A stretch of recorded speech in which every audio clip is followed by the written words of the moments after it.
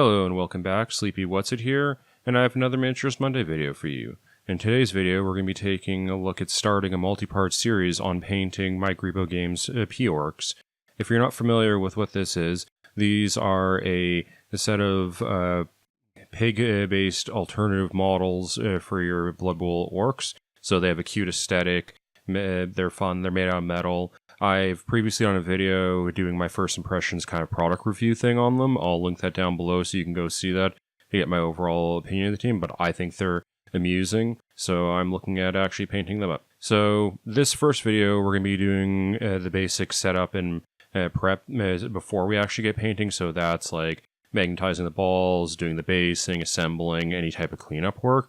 If you've seen my previous video series on painting the Champions of Death, this is going to be very similar to the first video from that, except this is going to be a little bit different because we're dealing with metal models here. We have a little bit of a different basing going on. We're going to have to drill out the holes for magnets, so there is going to be some differences. As I alluded to, these bases don't come with any type of holes, unlike the traditional Blood Bowl bases here. So though I don't use the pegs for them, I do use these holes for dropping magnets in for magnetizing my bases. So we don't have one here, so we're not going to chuck all these out and go buy the standard Games Workshop one. Instead, we're going to use the 32mm base that comes from Games Workshop as a template for marking out where we're going to drill a hole. If you want, you could build a slightly better jig with like a raised bit that would slot into the tab into the slot nicely, and so you wouldn't have to hold it all like this. But we're just going to put some paint on this toothpick and stick it in there and mark it off. So just got some cheap dollar store craft paint here, light blue, something that will really stand out once we got everything lined up. Just dropping it in there and marking it out. So as you can see, simple, easy to do. This is relatively straight ahead to do with 32mm bases. On the other hand, for the Goblin equivalents, you have these offset 25mm bases. They don't work as well because the old style Games Workshop bases don't have a hole in them, and if you line them up slot to slot, they don't line up correctly. The hole is not where you want it to be. But conveniently, if we slide up the 25mm base so that the bottom edge of the tab or the slot is lining up with the other the 32mm slots, like basically you slide it up so that the alternative edges are lining up, as you can see here. What we get instead is now that the top edge of the 32mm base and the top edge of the 25mm base are touching each other at the top, which is exactly where we want it to go. So it's the same basic process, line it up, drop in a little paint, and go from there. I did experiment with using like a felt tip marker, couldn't get it in there, and other things to mark it. Paint on a toothpick seemed to work the best for this. And I only used the Games Workshop bases as a guideline for the first ones I did. Once I did the one of each type of base and I was comfortable with it, I then just used that as a direct template so you don't have to do all the fiddling after that. Now that we have our holes marked out, the traditional way of doing this would be using something like a pin vise, finding a bit that fits through your base, about 2mm, because that's about the same size as a magnet, something that's snug so the magnet won't fall through, but not so tight that you can't slit the magnet in the hole. Loading the bit up into your pin vise, and then going to town, drilling out all those holes. If we were doing fine precision work, like against soft metal, and we needed to fit exactly correctly, I would totally be cool with using a pin vise. On the other hand here, we're doing, in my case, like 20-some of these through hard plastic here, drop the bit, things like that. It's just super tedious, and because we're just drilling through a flat surface, we don't need that fine control we get from a pin vise. This is definitely a situation that we should be busting out a power drill of some sort. For drilling out using a power tool, there's a number of different ways you could achieve this. You can use a hand drill, like what I did here. You can use something like a Dremel if you have access to that. You also start getting into, if you have something like a table vise or a hand vise to hold it with, that's probably a little bit better than holding it by hand like I did here. Something like a full-on drill press, either like an actual drill press or like the weird drill press attachment you can get for a Dremel tool would be good here. Basically, all of these are anything that applies rotary motion to a drill bit is going to work well here. Be safe, understand what you're doing, wear glasses because you're going to have little bits of plastic going around. With our holes drilled, we can start putting in our magnets.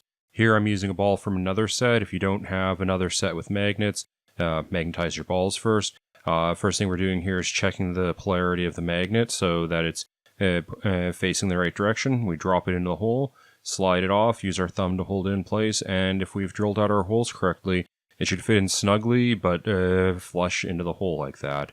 So that's the basic process of doing this. As I said, the most important thing is making sure that you have the polarity of your magnets and balls together correctly. So you want your ball to push away the magnet on the blade, because you're going to be putting it in upside down relative, so it will be attractive to it. Once you've got it seated correctly, you just drop a little bit of CA glue in. This, using a bit of capillary action, should draw in around the magnet and hold it in tight. Make sure that, as always, make sure you have the polarity correct, because it's a real pain in the to drill these out afterwards, but otherwise, that's basically how you magnetize the base. And now for the final stage of our prep here. So I'm going to take the wizard model here as an example. You can see I've already actually broken off part of the tab, so that works out well. The way I'm going to be mounting these is angling the tab to punch through the green stuff I'm going to be texturing with a little bit better. So I'm going to angle it in so it has to be completely under the kind of textury base that these guys are on. If you want to, you could cut the entirety of the tab off and just pin them on, following the way I'm doing things here. You could also put green stuff on after assembling. There's a number of different ways to do this. I decided to do it this way. In this specific example, the tab where it says Greebo Games P-Orcs on it wasn't too thick. On a lot of these, it was a little bit too thick, so it wouldn't fit in. So you'd have to just take a file here showing, and you would have to grind it off a little bit. But in this case, I didn't actually have to do that. But as I said, some of them you needed to. It's a little bit easier to just take it off the tab as opposed to the slot. As I said, we're going to be texturing using green stuff. So, yeah, standard 2-part epoxy. Other epoxies could be used. Given how these held detail, I probably would have used brown stuff.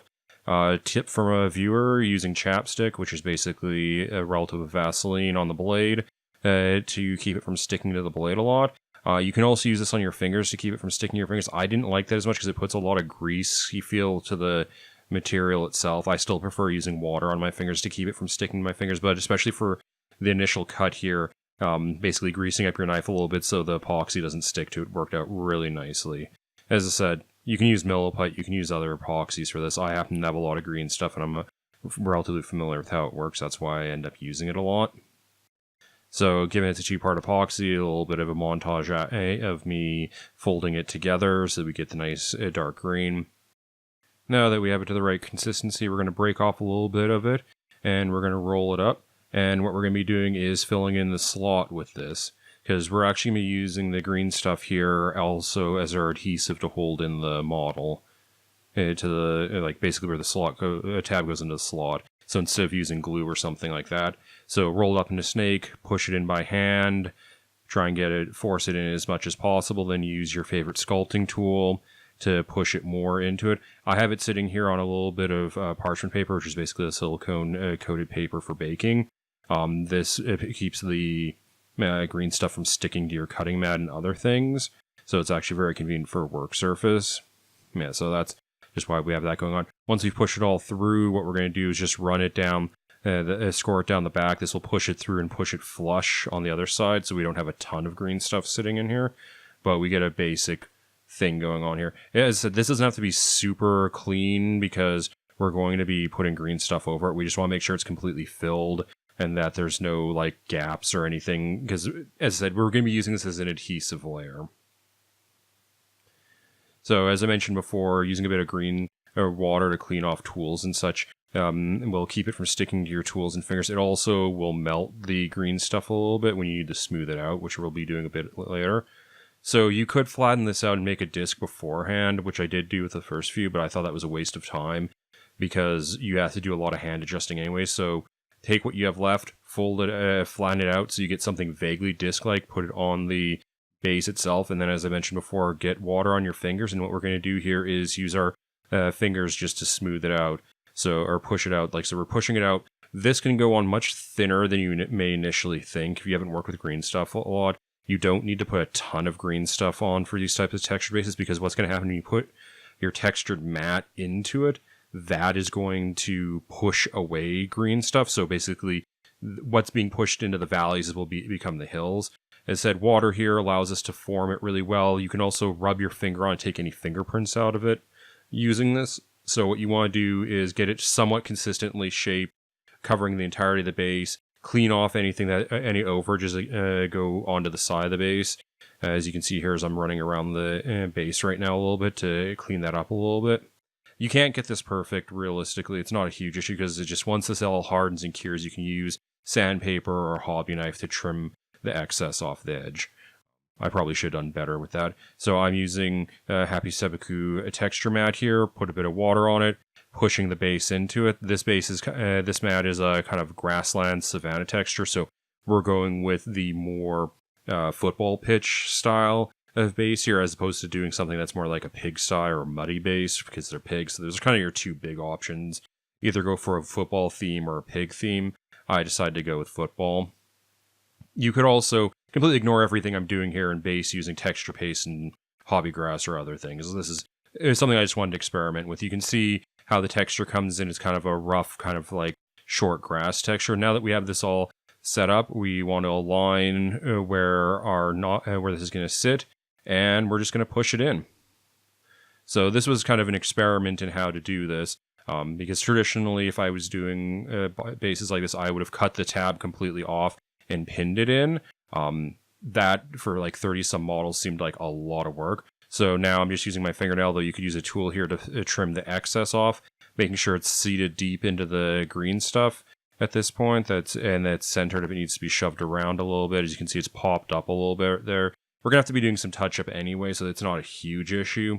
So we have a bit of excess green stuff here. Because I have to move it over a little bit now, we're going to try and drop it in, obviously, big stupid fingers. Instead, we're just going to use a tool because we are humans and this is what makes civilization. So because I shoved it over, there's a little bit of a gap on the one side here. So we're going to be putting green stuff in here. We are losing some of the texture while doing this. Yeah, we're going to retexture this. Some of the bases I was perfectly fine and didn't have to move anything around. But I guess because you have like a half hour of working time, it's okay to go and retexture this. So the kind of idea when I approach this is with notching the tab the way here was to do the base, push it in, so I didn't have to do a ton of retexturing. The other way you could approach this is if I glued the base in and put all the green stuff in after. You can retexture it, as you can see here. It's a little bit dicey, I personally found. Yeah, if I was trying to do these models to super high quality, or not even super high quality, but like to a higher quality than like a base tabletop standard, I probably would have cut the tabs off, built the bases, drilled pins in, pinned them into the bases that way. I think that would have been the best way to do this. That's the most time consuming. Now that we've retextured the base a little bit, we get some water on our thumb because we've pressed down, we've got some overage on the edges.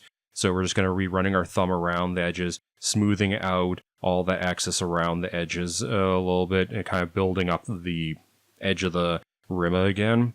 As I said before, this doesn't have to be perfect because once this all dries, you can sand and use a hobby knife to trim it up. As you can see, anywhere I've got my thumbprints on it, I've had to go back in and retexture.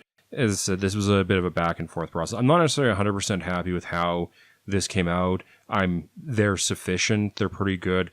I would definitely, if I was going for quality, I would have completely cut the tabs off and basically built the bases and let them harden and then attach things to them. But you can see here, this is what we've ended up with for a base. So once you let this cure overnight, you can then prime it and you're ready to paint. Unfortunately, I don't have any like nice group shots of what these ended up looking like after they were cured and primed, but you'll get to see some of that in the following videos when we actually get into painting. I'm overall happy with how these bases came out. My only real big issue is because of how I pushed them into the green stuff, some of them have like a little bit of like a ring around the integrated base, where you can see that it was pushed down. I probably could have avoided this, as I mentioned previously, by cutting the tabs off completely and taking the integrated base off and then pinning and doing all the types of things you would do with a display model, but I don't think it was really warranted. And I did have like 26 models to base. Given the amount of time and effort I put in, I'm happy with how these turned out. Kind of the major other approach I could see to doing these is doing something like texture paste with static grass on it, which I have done for other models. I find I'm not a big fan of having static grass on things, and I tend not to get around to actually putting it on, so I end up just creating muddy looking bases. So That's why I kind of went this route, as I wanted to make sure that I had something that it would end up looking like grass after it was all said and done. There should be at least 2 more videos in this series, one that will be covering the pink rosy skin tone pigs, and another that's going to deal with more of the fur textured black boars and troll models. There may be a third one in which I do the wizard and apothecary as their own separate video doing some of the more detailed painting. We'll see how that turns out. Thank you for watching. I hope you found this video informative. If you did, please give the video a like. I produce miniatures videos weekly, sometimes on Monday. If you want to see more content like this, please subscribe to the channel. Otherwise, I look forward to seeing you in the next one.